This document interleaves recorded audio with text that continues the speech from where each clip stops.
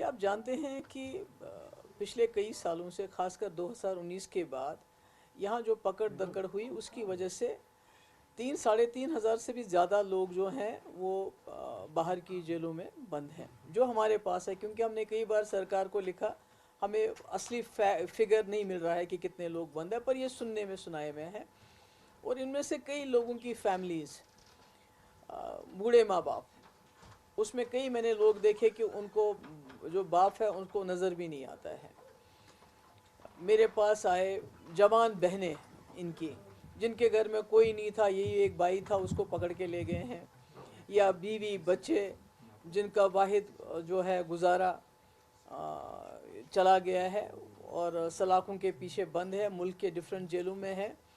और in families ने जो इनके पास आज तक था, किसी ने मकान बेचा, किसी ने ज़मीन बेची, किसी ने जेवर बेचे, और जहाँ तक वो लड़ सकते थे उन्होंने, कईयों ने केस लड़े, और कईयों के पास वो भी नहीं है, वो वहाँ तक जा भी नहीं सकते हैं। तो उम्मीद ये थी कि जब एक सरकार बनी तो हमने सोचा था कि सरकार बनेगी तो वो अब ये मामला मरकज़ी सरकार के साथ उठाएगी, इनको लीगल एड देगी, अदालती खर्चा देगी, और किसी ना किसी तरीके से इनको, हम नहीं कहते कि उनको आप छोड़ दीजिए, हालांकि अंडर ट्रायल्स हैं, इनके खिलाफ कोई जुर्म अभी तक 6-7 साल में भी साबित नहीं हुआ है। तारीख पे तारीख हो रही है, बहुत लंबा प्रोसेस है, और इनमें हमें मालूम नहीं किस हालत में है। क्योंकि जब अदालतों में आते हैं, इनकी पेशी होती है, तो एक 10 सेकंड के लिए इनके माँ बाप या इनके घर वाले इनकी शक्ल देखते हैं, वो जो अदालत का स्क्रीन है। यानी बहुत ही बेबसी और बेकसी के हालात में है। तो ख्याल था कि सरकार बनी है और अब ये कुछ ना कुछ इस सिलसिले में करेंगे। जब उन्होंने कुछ नहीं किया, मैंने कई ख़त लिखे, मैंने होम मिनिस्टर को ख़त लिखे, मैंने डीजी साहब को ख़त लिखा, मैंने चीफ सेक्रेटरी को ख़त लिखा कि हमें इनके बारे में कोई तफसील चाहिए, ये कहाँ हैं, कितने जेलों में हैं।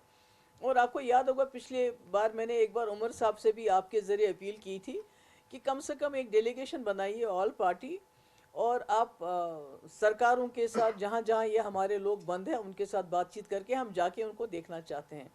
जैसे आपको मालूम है, कई जो नामवर लोग हैं, चाहे शबीर शाह साहब हैं, चाहे जमात इस्लामी के हेड हैं, चाहे यासीन मलिक साहब हैं, तो उनकी अगर तबीयत ख़राब है, कईयों की बहुत ज़्यादा ख़राब है, तो कहीं ना कहीं हमें पता चल जाता है, मगर इन लोगों के बारे में हमारे पास कोई इन्फॉर्मेशन नहीं। इसलिए मैं कोर्ट चली गई।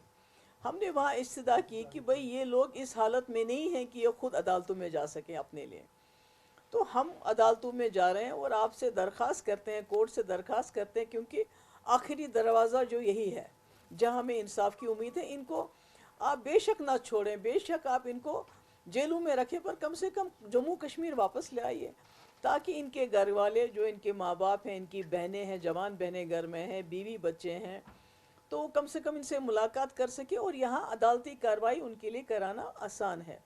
मगर जब मैंने उमर साहब का बयान सुना कि अब ये मामला सब जुडिस हो गया तो अब बात नहीं होगी, तो हमने तो रेजोल्यूशन भी लाया था असम्बली में इसी हवाले से कि इनको यहाँ शिफ्ट किया जाना चाहिए।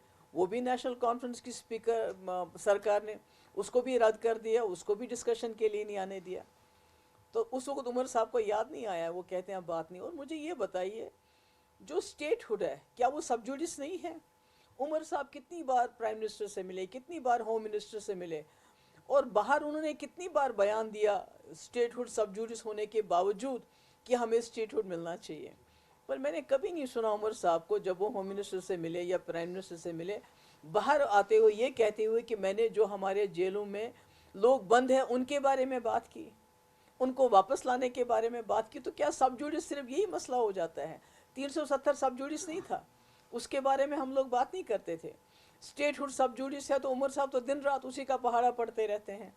तो अगर ये मामला अदालत में है और इस नीयत से गए हम कि इन लोगों को वहाँ से यहाँ वापस लाना है ताकि इनके घर वालों की थोड़ी आसानी पैदा कर सकें हम, तो वो भी उमर साहब को बुरा लगता है, तो मैं क्या करूं इसमें। Thank you so much. महबूब जी, आपको जो आपने पेटिशन की है, जो आप बात कर रही है, शबीर शाह, यासीन मलिक या जमात इस्लामी के लोगों की बात कर रही है, मैं एक्सक्यूज मी, आप मेरी बात सुनिए, आप बात सुनिए मेरी। नहीं, आप गलत, आपका सवाल गलत है, आपका सवाल गलत है। मैंने इसमें किसी शख्स की बात नहीं की है, मैंने शबीर शाह की बात नहीं की है, मैंने यासीन मलिक की बात नहीं की है, मैंने कहा जब वो लोग बीमार हो जाते हैं तो सबको पता चल जाता है, मगर ये जिनकी हम बात करें ये गरीब लोग हैं, ये किस हाल में क्या है, इनके घर में वो वायर विदॉल नहीं है, इनके घर वाले इतने ज़्यादा रसूखदार नहीं हैं, ना तो वो सुप्रीम कोर्ट में जा सकते हैं, ना तो वो हाई कोर्ट में जा सकते हैं और अपने जो उनके लोग बंद हैं उनकी बीमारी का तज़किरा करें। तो इनके लिए कौन बात करेगा? इनके लिए हमें कोई बात करनी पड़ेगी। So I am not referring to any one special, it includes everybody. Thank you.